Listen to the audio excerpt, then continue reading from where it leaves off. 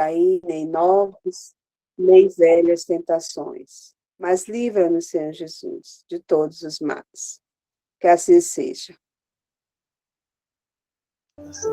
Que assim seja. Vamos lembrar também de todos aqueles que se encontram enfermos, nossos amigos, nossos irmãos, nossos colaboradores, para que possam ter a sua recuperação quanto antes. Pedir também por nosso simpósio que a gente está aí organizando para que dê tudo certo. No próximo mês, estamos em busca dos expositores. Parece que está tudo fechado já, graças a Deus. Está aqui para mais tardar domingo, a gente deve estar confirmando alguma coisa, mas vamos manter as nossas vibrações aí. Por todos os trabalhadores da COIFA, todos os nossos amigos, nossos irmãos. Gente, é o seguinte, deixa eu tirar a musiquinha. Este ano, nós vamos começar a estudar a segunda parte do livro Mediunidade de Edgar Armand, certo? A segunda parte que começa lá na página 147, certo? Essa segunda parte, ela tem muito a ver com o nome da gente, né? Do estudo da gente, que é um estudo de desenvolvimento mediúnico. Então, essa parte justamente tem esse título, Desenvolvimento Mediúnico. Na verdade, nós já começamos a estudar o capítulo 19, nós lemos o capítulo 19 antes de encerrarmos, né, a atividade no ano passado, mas eu acho que seria interessante a gente dar uma retomada a partir dele, já que é ele que faz, né, a inicialização dessa parte do livro. Então, se algum de vocês não quiser ler, eu faço essa leitura. Tem algum voluntário aí? Só para a gente fazer essa parte. Eu não tenho livro. Viu? Nem PDF, Maga? Vou Depois passar para eu... vocês. Leia você mesmo, Ivandro. Pronto, eu vou ler. Porque assim, mesmo se for em PDF para você acompanhar pelo celular, vai ficar ruim, né? Não tem como. A letra vai ficar muito miúda. Então, vamos lá. Bom, gente, o capítulo 19 tem o título Considerações Gerais sobre Desenvolvimento Mediúnico. E ele nos diz o seguinte: vimos nos esforçando em esclarecer o leitor sobre os diferentes aspectos do fenômeno mediúnico encarados à luz da experiência. Partimos do princípio segundo o qual a mediunidade natural é uma faculdade que todos possuem, em germen, mais ou menos desabrochada, conforme o grau de sensibilidade já atingido, e que não representa uma conquista do intelecto, mas um conjunto de méritos em que predomina o sentimento. Assim, pois, a expansão do mediunismo natural depende da evolução espiritual do indivíduo. Então, aqui está falando, né, voltando ao que a gente estudou na parte anterior, fenômenos mediúnicos que não estão ligados à capacidade intelectual de ninguém, pelo contrário, estão ligados à evolução espiritual de nós médios, uns em maior, outros em menor grau, é uma faculdade natural de todos nós. Essa possibilidade potencial de expansão, né, desse desenvolvimento mediúnico, ela, com o tempo, irá se desenvolvendo, para e passo, com o quê? O progresso moral do espírito, até que as faculdades amadureçam e se manifestem em plena expansão. Mas certo é também que, a qualquer momento, o espírito desencarnado pode solicitar ou receber a tarefa mediúnica em mundos de prova para resgate de dívidas kármicas em determinado meio, época ou circunstâncias, colaborando assim com os guias do mundo na obra comum de elevação coletiva. E isso sucede mesmo quando ainda não atingiu um grau de entendimento e pureza que lhe permita usar de certos poderes com consciência própria e discernimento moral. Esse é o caso da mediunidade de prova. Então, aí ele está dizendo que a gente está aqui caminhando para esse desenvolvimento moral. Nós estamos na página 147, e aí, lá nesse finalzinho, ele diz que o espírito lá desencarnado, ele pode ter um compromisso com a gente, um compromisso kármico, ele pode ter um compromisso para o desenvolvimento de determinada circunstância, de determinada época, de determinado meio deste mundo em que nós nos encontramos. E aí, o que é que vai acontecer? Ele vai colaborar com a gente para essa elevação. Então, olha que coisa. Então, ele vai utilizar a gente como instrumento para resolver algo que tenha relação com ele, espírito desencarnado. Então, como a gente vive aqui, né, nesse mundo, como diz aqui, mesmo que a gente ainda não tenha entendimento de tudo, mesmo que a gente ainda não tenha pureza de alma, da maneira como a espiritualidade espera de nós, a gente precisa ser esse instrumento deles. E é por isso que, neste caso, nós estamos vivendo o que ele chama aqui de mediunidade de prova. Fica assim contestada a crítica de muitos esoteristas que amesquinham a mediunidade sem maior exame, qualificando-a de expressão de passividade e inconsciência, contrárias às afirmações superiores do ser humano. Ou seja, ele vem aqui dizer que nós, na grande maioria, aqui encarnados, temos consciência do que estamos exercendo quando mediunizados. Então, ele está aqui dizendo que é raro, né, a mediunidade inconsciente. Ela existe, a gente sabe disso, mas ela é rara porque a gente ainda tem a percepção das coisas, né? Sentimos, percebemos, né, aquela presença espiritual junto a nós. Aí ele complementa, lá no último parágrafo dessa página, refiro-me, entre outros, a adeptos da Sociedade Teosófica, e ele vai ser mais específico, fundada no século passado, os quais, desmentindo eles próprios os ensinamentos iniciáticos da verdadeira teosofia, que é muito antiga, taxam o mediunismo de prática impura, esquecendo-se de que a teosofia, como os demais ramos do conhecimento esotérico, nada jamais conseguiu no terreno das realizações práticas do espírito sem a mediunidade, que é justamente o conjunto de faculdades que permite tais realizações. Aí ele complementa. A própria fundadora do teosofismo ocidental, H.P. Blavatsky, era médium. O mesmo sucedia com Leadbeater, e ambos utilizaram suas faculdades.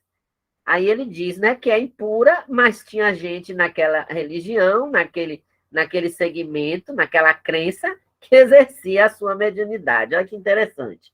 Sem mediunidade, nada se faz, senão permanecer no terreno das elucubrações, das concepções cerebrais, das introspecções platônicas, e quando algo se consegue de positivo, que represente uma conquista espiritual. Verifica-se logo que foi ainda e sempre com o auxílio da mediunidade. Então a gente vê, né? E às vezes a gente diz isso, né? Foi Deus que me deu. Tem gente até que bota no carro, né? Foi Deus que me deu, aquelas frasezinhas, né? Aquelas coisas. Então, quando a gente conquista algumas coisas assim, a gente diz, Deus me concedeu isso, né? A espiritualidade me ajudou a conseguir isso. Quando a gente conquista alguma coisa, a gente diz, foi com sacrifício, e a gente sabe que os irmãos ajudaram a gente a conseguir isso. Então, a gente coloca sempre no lado, né, do auxílio da mediunidade para as nossas conquistas. E aí ele complementa, ó, negam, pois, aquilo que usam. Olha, esses teosofistas, né? Eles negam o que usam. Por quê? O que talvez suceda por falta de conhecimentos mais detalhados e profundos da questão. Nestas condições, o que resta é que se disponham a estudá-la com boa vontade e sem parte pris. Essa questão tem duplo aspecto, e somente assim poderá ser compreendida. As manifestações atinentes à mediunidade de prova, que é um aspecto rudimentar, muitas vezes precário e defeituoso da mediunidade natural. Então, eu acho isso aí muito importante para a gente. Não nos assustemos se nós falharmos, não nos assustemos, não coloquemos em xeque, não questionemos a nossa mediunidade, porque aqui ele está dizendo que a mediunidade de provas é uma mediunidade rudimentar, ó, que é precária e defeituosa. Então, nós estamos exercendo, nós somos intermediários de algo ainda muito insípido, né? Muito pouco evoluído, vamos dizer assim. A gente ainda tem que melhorar, aí a gente volta ao que estava falando na página anterior, melhorar a nossa conduta moral, melhorar a nossa faixa vibratória, melhorar o nosso lado espiritual, para que a gente possa estar exercendo essa mediunidade com mais consistência, com mais qualidade, né? Permitindo uma melhor aproximação da espiritualidade. Aí ele diz, ó, não bastam para a formação de um juízo completo perfeito, como também é certo que essas manifestações, por si sós, não autorizam a formar sobre o assunto um juízo depreciativo. Então, da mesma forma que a gente ainda não é perfeito, a gente não pode também dizer que a mediunidade não é perfeita. A gente não pode depreciar, não pode dizer, a gente não presta mesmo, eu não valho nada, eu estou passando por isso porque eu não prestei na outra vida, eu não valho. Não, a gente também não pode pensar dessa forma. A gente tem um caminho a percorrer, nesse caminho que a gente tem a percorrer, a gente vai ter ganhos, vai ter tropeços, como já tivemos no passado, e somos reflexo disso, mas não somos de todo ruim, não. Nós temos o nosso lado bom também, todos nós temos nossas qualidades, e temos também aquelas coisinhas que a gente precisa se trabalhar para se melhorar. Aí diz assim, ó, há também opositores que da mediunidade somente conheceram fatos isolados, que não dão uma ideia do conjunto, e ficaram pensando que tudo mais se resumia nisso. Outros ainda foram informados por terceiros, bem como outros que a combatem por superstição religiosa ou por obediência fanática e inconsciente a conselhos de sacristia, havendo ainda alguns, inclusive espíritas, olha o que ele diz, que lhe passam de largo por julgá-la terreno difícil, complexo e decepcionante, no que, em parte, tem razão.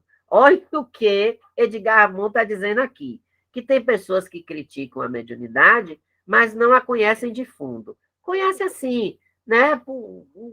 Por ouvir falar, por alguém dizer, aí a gente vê aquela história que conta o conto, aumenta o ponto, não é isso?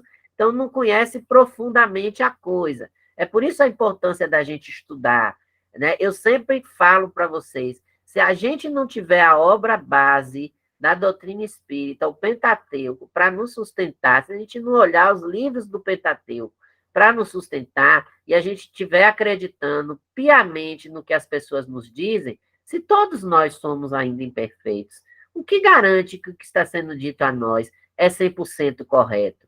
Então, quando eu já disse a vocês isso, quando eu ouvi que a pessoa, quando morre, fica ainda 9 meses aqui atormentando o juízo do outro, eu disse assim, meu Deus, isso é impossível, pelo que eu sei, pelo que eu já li nas obras de Allan Kardec, a gente demora 9 meses, mas para encarnar, não para desencarnar, ficar aqui o espírito ainda 9 meses perturbando o juízo. Já pensou? Aí eu chego para uma pessoa, por exemplo, como Tânia deu o exemplo aí de nossa irmã Néa, aí eu vou chegar para Néa, espírita, e vou dizer, olha, Néa, você tem que controlar seu choro, sua tristeza, porque seu pai morreu, vai ficar 9 meses aqui atormentando a família. Isso é coisa que se diga, gente? De jeito nenhum. Mas eu conheço lugares que já disseram isso. Eu já ouvi pessoas dizendo isso. Então, se a gente não tiver estudo, a gente vai ter uma fé cega. A gente vai acreditar naquilo e vai destruir os elos que existem entre nós, essa teia que existe entre nós, chamada amor. Porque um pai que ama um filho, se ama aqui em vida, vai continuar amando depois de desencarnado. E também isso vai acontecer quando o sentimento não é bom. E aí onde a gente precisa se trabalhar no perdão, para perdoar logo, para que a gente, ninguém desencarne com ódio da gente. Porque se desencarnar com ódio da gente, vai continuar com ódio lá. E aí não vai ter corpo para dificultar o contato com a gente. Então, se a gente abrir brecha, esse ser que nos odeia vai se aproximar da gente da maneira que for mais, né, permitida, né, por nós mesmos. Aí fala aqui, ó, que muitas vezes as pessoas são fanáticas, acreditam em superstição, e muitas vezes ouvem conselhos de sacristia, né? O que é isso? Aqueles dogmas que são impostos, aquelas coisas que são ditas assim, faça assim, não pode fazer de outro jeito, senão você vai ver, vai para o inferno, vai para o céu, vai... Tudo que a gente ouve, se a gente não parar para refletir, e a doutrina espírita é reflexão, é uma fé raciocinada, a gente pode estar realmente colocando mais dificuldade ainda, onde já existe, como o próprio Edgar Armand está dizendo, a mediunidade é difícil, é complexa. Ele diz aqui que, em parte, os espíritas que pensam isso têm razão. Então, ela é complexa, ela é difícil, mas ela está com a gente, está lá no primeiro parágrafo. Não tem para onde correr. Ou vai, não tem como ser diferente. E aí, na página 149, ela diz o seguinte, o capítulo: estamos realmente muito longe de um conhecimento integral do assunto, mas não é negando ou criticando depreciativamente que chegaremos a resultados definitivos. Urge, pois, encarar a questão de frente, estudá-la e penetrar nela. E como elemento básico desse estudo, já sabemos que tudo depende de médiuns e do modo pelo qual são influenciados pelas entidades e forças do mundo invisível. A primeira das modalidades citadas, que foi a mediunidade natural, representa um poder, uma conquista definitiva do espírito, um atestado, olha que lindo, gente, de espiritualização, ao passo que a mediunidade de prova é uma oportunidade apenas concedida a muitos, de trabalho e de provação em benefício coletivo. Então, a gente vive uma mediunidade de provas para benefício coletivo. Olha que lindo, para a gente trabalhar para a nossa evolução e para a evolução daqueles que nos cercam. Eu travei um pouquinho aqui, não sei se vocês me ouviram aí, mas eu vi minha cara parada aqui. Continuando. Vocês mandarem eu ler, eu estou lendo. Depois vocês falam, que eu estou aqui de olho na hora também. Quem possui a primeira, ou seja, a mediunidade natural, atua em planos elevados do mundo espiritual, ativa e conscientemente. Conquistou aí o seu lugar e está acima do homem comum. Ao passo que os da segunda, a mediunidade de prova, agem em planos mais inferiores, e na maioria dos casos, de modo passivo e inconsciente. Então, aí, vamos cada um fazer a nossa reflexão. Nós estamos agindo numa mediunidade natural, com seres mais elevados, de modo ativo, de modo consciente. A gente ouve o irmão de luz falar com a gente, na mesma hora, a gente obedece, a gente faz acontecer, ou a gente ainda está na mediunidade de prova, dando comunicação de irmãos menos esclarecidos, de irmãos que nos trazem sofrimento, que nos trazem dores, que nos trazem choro, que nos trazem sensação de frio, de calor, de dor, né? Tudo isso, então, a gente tem que refletir. Por outro lado, a primeira, ou seja, a mediunidade natural, está à disposição dos próprios possuidores, que a utilizam segundo o seu entendimento e livre-arbítrio, visto que já estão capacitados para agir por si mesmos. Já a segunda, a mediunidade de prova, presentemente está à disposição dos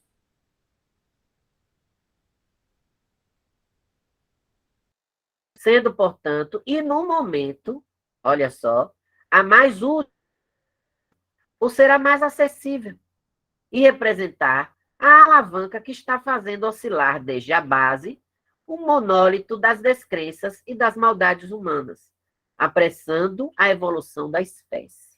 Então, mesmo que a gente esteja usando uma mediunidade, vamos dizer assim, de um grau menor, mais terra-terra, né, vamos dizer assim, a gente tem um papel importante na evolução da espécie. Olha como ele diz aí, a gente está ajudando a apressar a evolução da espécie.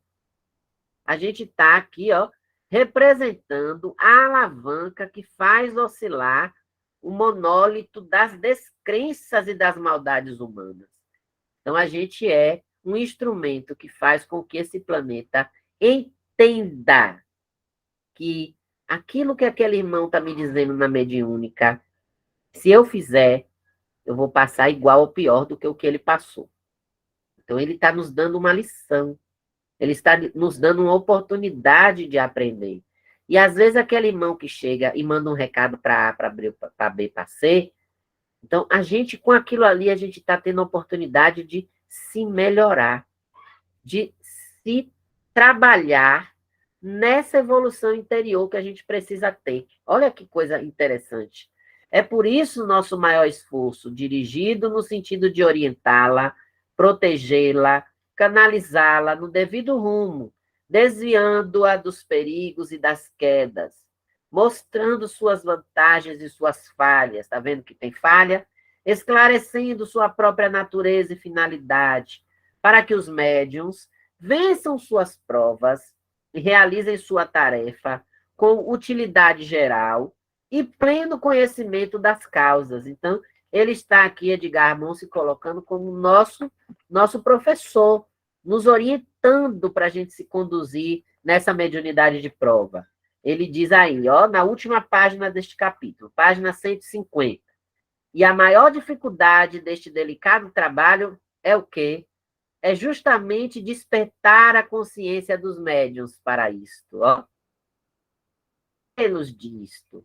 É dar-lhes noções de responsabilidade própria e um sentimento redencionista às suas atividades. Nós temos que nos render às atividades mediúnicas.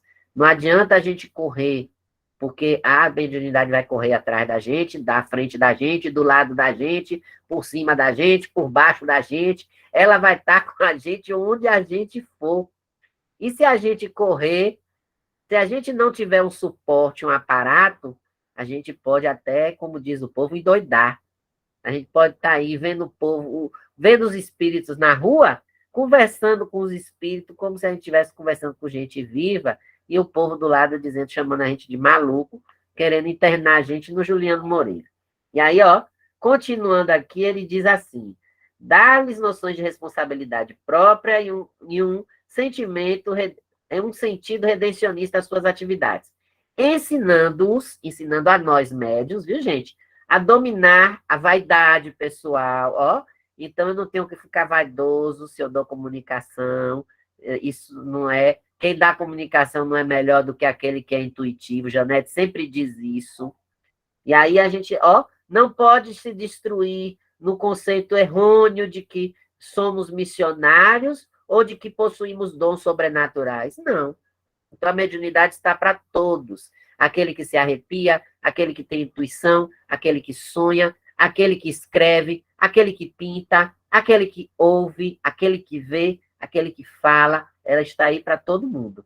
Então, ó, incitando-os a que adotem a humildade evangélica. Olha aí qual vai ser a nossa cartilha, a humildade evangélica. A gente tem que se desprender das coisas materiais e se devotar ao trabalho mediúnico de modo desinteressado. Olha o que está dizendo aí, ó. Ao mesmo tempo que, valendo-se da oportunidade que nos é dada, nos dispormos a vencer os próprios defeitos e realizar a nossa reforma moral.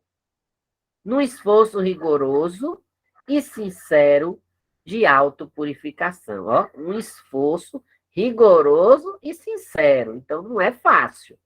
Essa reforma, como sabemos, exige um combate perseverante e continuado, e nem sempre pode ser concluído em uma só vida terrena.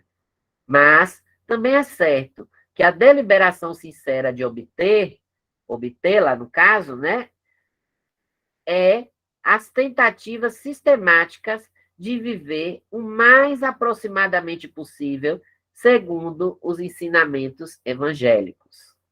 Abrirão, assim, aos médios, na medida de nossos próprios esforços, as portas acolhedoras e benevolentes dos planos espirituais. Mantenham eles, pois, um estado interno de aspiração permanente nesse bom sentido, e, ao mesmo tempo, no terreno das realizações imediatas, se sujeitem a servidões e práticas necessárias a um desenvolvimento metódico, harmonioso e pacífico de nossas atuais faculdades mediúnicas. Isto é o máximo que de nós se pode exigir, o máximo que nós podemos fazer. E como diz inspiradamente um mentor, quem faz o que pode, merece o salário da paz. Que lindo isso, ó. Quem faz o que pode, merece o salário da paz. Então, se nós queremos receber esse salário desse trabalho que a gente está exercendo, da mediunidade, esse salário da paz, a gente tem que seguir essas orientações, né? A gente tem que seguir esses conselhos. E aí, buscar viver essa missão sem se sentir missionário. Olha que negócio contraditório, né? Eu ouvi hoje, gente, rapidinho aqui, que a gente já passou 5 minutos, por minha culpa, meu atraso, eu ouvi hoje uma pessoa assim importante da federação, que é óbvio que eu não vou dizer o nome, lógico, né? Por causa dessa manifestação dos professores, aí me mandou 2 áudios. Aí no primeiro áudio, um colega questionava o que essa pessoa achava sobre a manifestação. Aí ela falava um monte de coisa, que tinha cunho político, não sei o quê, não sei o quê, e aí dizia assim, eu sou um médium, eu não posso estar nesse lugar cheio de energias ruins, de pessoas com raiva, com mágoa, com ódio, não sei o quê, não sei o quê. Aí depois essa pessoa dizia assim, ao mesmo tempo, essa manifestação tinham que estar todos, a comunidade, pais, professores, funcionários. Aí eu fiquei me perguntando, gente, como é que a gente está aqui para trazer a paz, para trazer a melhoria, e aí a gente vai se eximir disso e vai ser contraditório, né? Então, a gente diz que naquele ambiente é um lugar de ódio, e aí a gente não vai para lá levar a paz. Não faz sentido isso. Então, eu fiquei me questionando esses áudios e não respondi nada à pessoa, porque a pessoa me perguntou o que eu achava, mas eu não respondi nada. Porque eu disse assim, se eu for entrar nessa energia, aí eu vou dizer coisas que eu não devo dizer.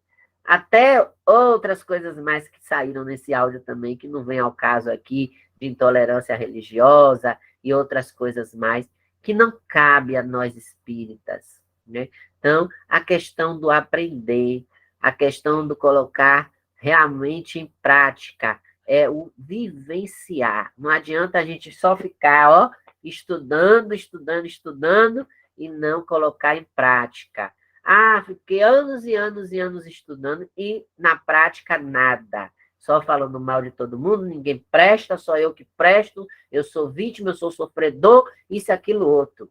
Ó, dedinho, não é assim. Então, a gente tem que, sim, vestir a nossa veste de seres imperfeitos e buscar se trabalhar. E, na medida do possível, ó, seguir essa regra que está aqui nesse capítulo 19, para que a gente possa evoluir e levar a evolução do planeta. Aberta a franquia da palavra de vocês, para a gente fazer o nosso encerramento de hoje. Eu tenho um recadinho antes, no final, para passar para vocês. Quem quiser falar, pode falar. Eu acho que ainda dá tempo a gente falar rapidinho. Eu falo demais, viu, gente? Ninguém me interrompeu, ninguém levantou a mão, ninguém falou nada, eu fui falando. Boa noite a todos, a todas. Eu fiquei na dúvida, né? Tanto que eu mandei uma mensagem para você, Ivandro. E aí, fiz a oração, abri como se abre o Evangelho, o livro dos médios, e caiu segunda parte, capítulo 16 sobre bons médios. Aí eu li a partir dos médios sérios, né, até terminar, e voltei o início do capítulo 16, eu digo, bom, eu vou fazer o estudo sozinha, porque hoje ficou certo para fazer estudo, eu não sei o que foi que aconteceu. Então, fui fazer o estudo sozinha, mas tá de olho, né, no celular, porque eu botei no silencioso e tinha esquecido. Aí eu vi com a chamada perdida de Ivandro, eu digo, olha, né, e um sono,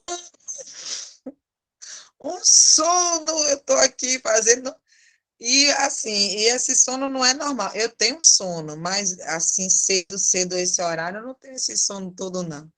Mas é isso, né, o esforço que a gente precisa realmente fazer para estarmos fazendo a nossa parte, né, enquanto médios, afinal de contas, nós nos comprometemos, e é isso, muita paz. E veja nisso, que o que você estudou não tem nada a ver, né, com o que a gente está lendo aqui no capítulo. Você nem sabia o que é que a gente ia estudar, que você não tem o livro, mas o que Na, você leu não tinha nada a ver, né? Com os bons médios e etc. Menina do céu, só Deus, viu?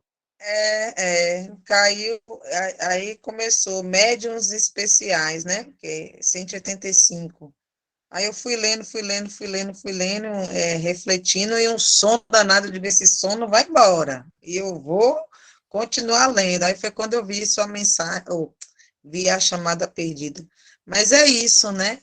A gente precisa, os irmãos, eles vão estar colocando o farolete, né? O farol ali vai estar nos chamando a atenção, e a gente precisa seguir, né? Fazer a nossa parte, vencer o que precisa vencer dentro de nós e seguir em frente, seguir adiante. É isso aí. Francis colocou aqui. Francis está aqui na UFBA, gente. Terminou a aula e tá lá, tadinha, de castigo, esperando o horário para pegar o ônibus. Ela botou assim: não quero falar nada, só quer só colocar minha barba de molho. Também prefiro ler em casa novamente para alargar mais a compreensão. É um capítulo riquíssimo que requer maiores reflexões a respeito. É um chamado, né, para nossa reflexão realmente, né? É interessante aí quando se fala dos médios especiais, dos bons médios, né, que ela leu lá no livro dos médios. E aí a gente vê o que a gente precisa para ser esses bons médios, esses médios especiais. Então tem tudo a ver, gente, tudo a ver. Então a gente tem que realmente estudar, aprender, se melhorar cada vez mais. Eu gravei, viu? Então quem caiu aí, Dora que caiu, Nice já caiu já no final, mas voltou rapidinho. Consta que chegou depois que me chamou aqui, se não me chama, meu Deus do céu, nem sei, né? Joca, enfim, aí eu gravei, depois eu vou mandar o link para vocês também, quem quiser rever de novo e ler de novo esse capítulo. Vou mandar o PDF, viu, Nice, para você, do livro que Maré tinha conseguido, viu? E, e no próximo mês, que foi uma coisa que Consta me lembrou, que eu não coloquei na mensagem, esse nosso curso não é semanal, é só na semana da nossa mediúnica, ou seja, só na terceira semana do mês. No próximo mês a gente vai estudar o capítulo 20. E aí, quem tiver, né, alguma coisa para colocar mais, né, pode também fazer algum comentário no domingo no nosso estudo. Mas tem mais alguém que quer falar alguma coisa, além de Nice e de Francis?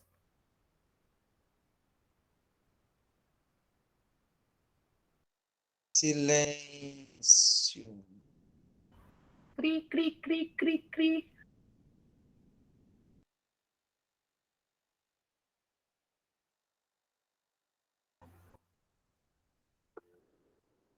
Tânia botou ali muita paz. Joca abriu a tela, mas não disse nada. Estão cantando a música de Daniel Mussi. Eu não sei nem se eu devia perguntar. Silêncio? Que música é essa? Mas, enfim. Silêncio. Essa música é? Então, tá, já que ninguém quer falar, vamos então a um recadinho para vocês. Então, domingo a gente vai fazer nossa atividade. Para quem chegou depois, Marlene hoje fez a cirurgia no olho, tá certo? E aí ela foi liberada do nosso estudo essa noite, tá certo? Hoje aconteceu a vivência lá, a terapia do passe, com Soninha, com Ailton. Joquinha estava lá também, né, Joquinha? Tá dando legal aí, que massa. Que bom. E é isso aí, né? E depois, sim, é isso que eu ia falar. Nós já estamos com 2 expositores já praticamente fechados para o nosso simpósio do dia 9, graças a Deus. Para quem ainda não sabe, vai ser ali, no Sejais, no nome, né? Daquele colégio grande e bonito que tem ali perto do cemitério, Eu nunca lembro o nome. Sejal. Sejal, pronto, Sejal, aquele colégio bonito que tem ali, logo depois do Globo, então aquela referência ali é ótima. Passou o Globo ali, sobe a ladeira do lado direito, ele fica depois do cemitério Sejal. Então, das 9 às 11h30, 2 expositores. Então, já fechou com a gente Márcia Cosme, de Camaçari, certo? E também Carlos, de lá de Lauro de Freitas, vai estar mandando alguém também para fazer um trabalho com a gente sobre autismo e mediunidade, que foi o tema que a maioria escolheu, tá certo? Foi apertado, mas foi a escolha da maioria. Ficou quase que empata com luto silencioso, que eu disse, não volta mais não, senão vai empatar, pelo amor de Deus, e aí vai ser difícil para a gente desempatar. Mas aí, quem sabe, luto silencioso fica para o 10º simpósio, né, já. E assim, depois vocês vão receber as orientações das funções de cada um no dia, lembrando que o simpósio é presencial, viu, gente? Presencial. Então, nada de perguntar se vai transmitir, se não vai, vai ser presencial. Estão todos lá, que inclusive nós vamos ter lanche para vender, para angariar recursos para a nossa casa. Alguma dúvida, alguma pergunta? Não? Soninha, Joca. Joca balançou o dedo aí. Não, tudo tranquilo. Não. Consa. Aproveitando que você falou que nós vamos ter lanche para vender, está aberto às sugestões, viu? Cada um vai me dizendo no privado que pode doar para a venda dos lanches. Lembrando sempre que é tamanho lanche, para não vir aqueles pequenininhos, aqueles maiorzinhos, aquele tamanho de lanchonete normal. Vai ser esse tamanho aí. Então, cada um escolhe o que é que vai doar, para poder a gente ter uma noção de como a gente vai arrumar, né? Os preços, os combos, essas coisas. Aí eu preciso que alguém vá no grupo, não. Vai no privado e diz, olha, eu vou doar isso. Agora, lembre-se que o que vai botar que vai doar, quando chegar no dia, não mudem, não, porque isso aí cria uma confusão na cabeça de quem está trabalhando. Aí cada um escolhe o que é que pode doar, né? Lanche, pastel, coxinha, empada, empanada, boliviano, pão de queijo, essas coisas todas, né? Suco e refrigerante. Empanada, bolo, doce.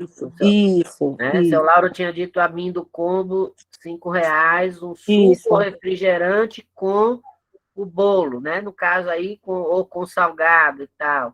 Né? Eu estava pensando em propor para ele, ver se vocês concordam comigo, porque quando a gente bota o combo, né? Eu pensei em a gente botar R$ 5, tipo o combo. Só assim, tem pessoas que não gostam do suco, não gostam do refrigerante, aí pega só o lanche. Então, a gente colocaria R$ 5 com direito ao copo de suco ou de refrigerante. Né? E aí, cada um, quem não quisesse o suco e o refrigerante, não bebia. Não pegava, né? A gente bota o lanche R$ 5, qualquer peça. E aí a pessoa escolhe, que eu ainda comentei até, quando for alguma coisa que for pequena, junta dois, né? Para poder não ficar uma coisa desproporcional. Mas aí botaria assim, uma de R$ 5, agora com direito a um copo de suco ou de refrigerante. Pode ter também um chazinho, né? Um cafezinho. Quem sabe não tem uma doação também, né? Quem sabe? Mas, enfim, é O isso. chá e o café fica como cortesia. Isso. Vamos lá, quem quer fazer a nossa prece de encerramento, por favor?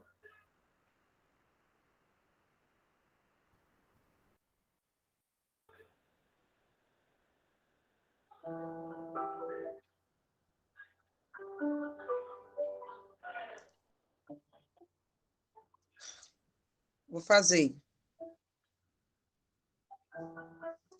Fechamos os nossos olhos, agradecemos a Deus, a espiritualidade, a Jesus, ao nosso anjo guardião, nosso mentor espiritual, por esta oportunidade de estarmos aqui, ouvindo as palavras dos nossos orientadores, né?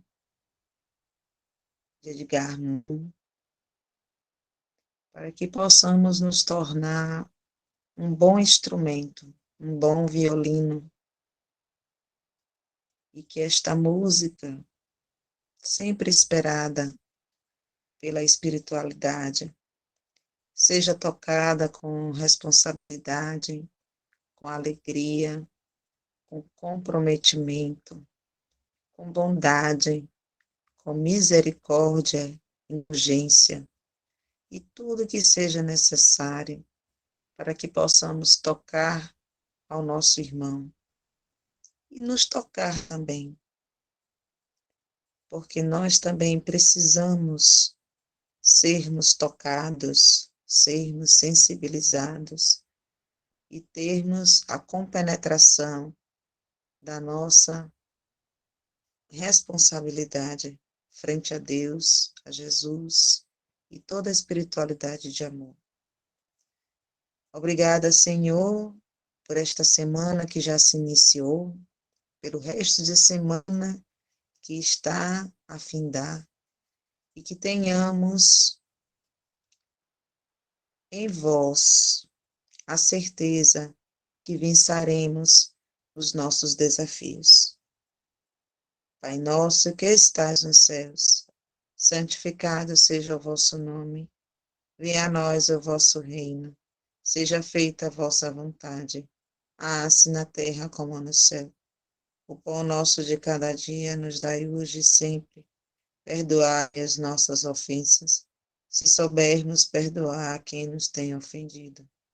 Não nos deixe, Senhor Jesus, cairmos em novas e velhas tentações, mas livrai-nos, Senhor, de todo mal, que assim seja. Muita paz. Muita paz, mantenhamos a nossa vibração até domingo, lembremos das atividades, para que a gente possa estar sempre nessa sintonia.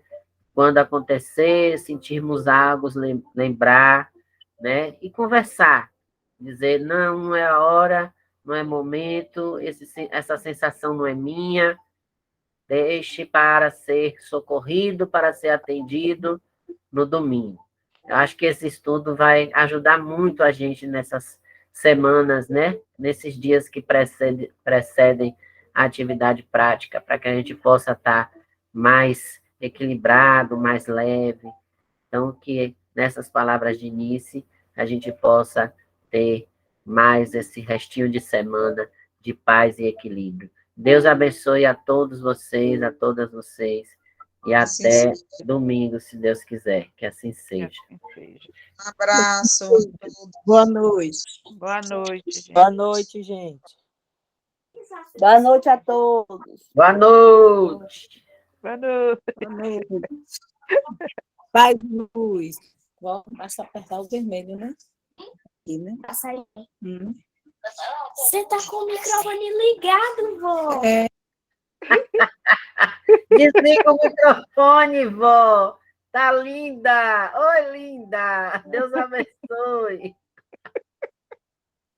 Desliga para sua avó, ensina a sua avó como é que diz. Já desligou, tá vendo?